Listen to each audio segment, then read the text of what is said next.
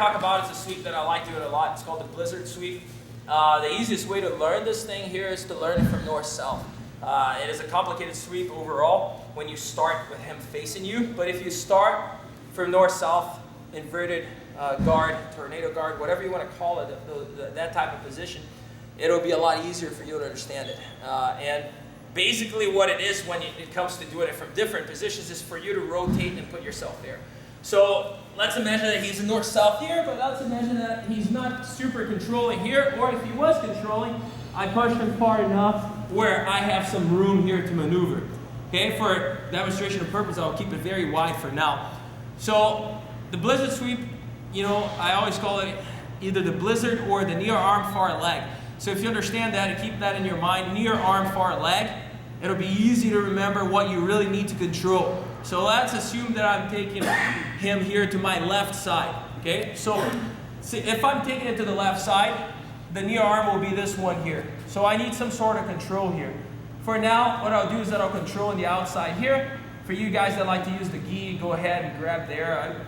Personally, it doesn't really matter much. All you want to do is tie it up and prevent him from posting further. Because if I don't control this and I start sweeping him that way, he's just going to open up the base out. It's going to be tough.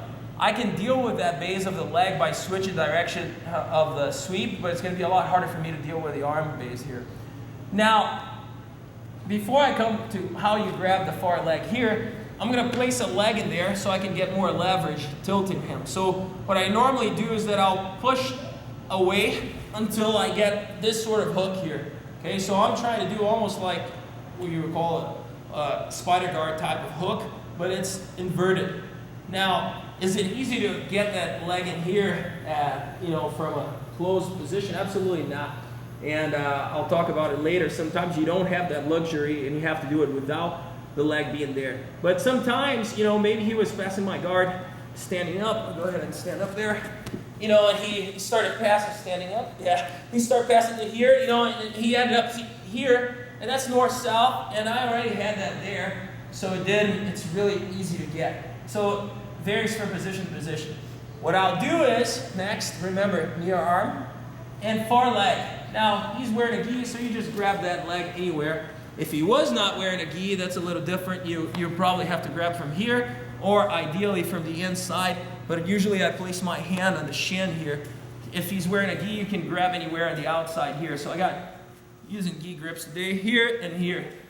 Now, once I got that grip work, all I have to think about is almost like a hot dog roll. So basically what I mean by that is that you're rolling as if you're rolling out of bed. So you're just rolling on your side here, doing this, boom, he tilts, okay? Now you have a couple of options here. For now, we're just gonna spin around this way here and we end up knee on the belly.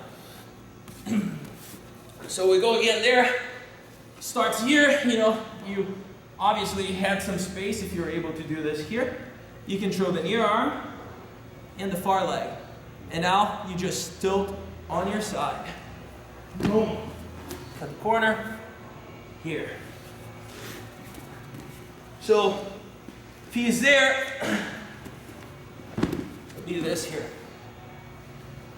Now, what if he was north-south so tight that I can't really bring, you know, that leg all the way through? Then the knee will have to do. So what I'll do here is that I'll bring the knee inside, and then as I get my grip, I need to use hip power.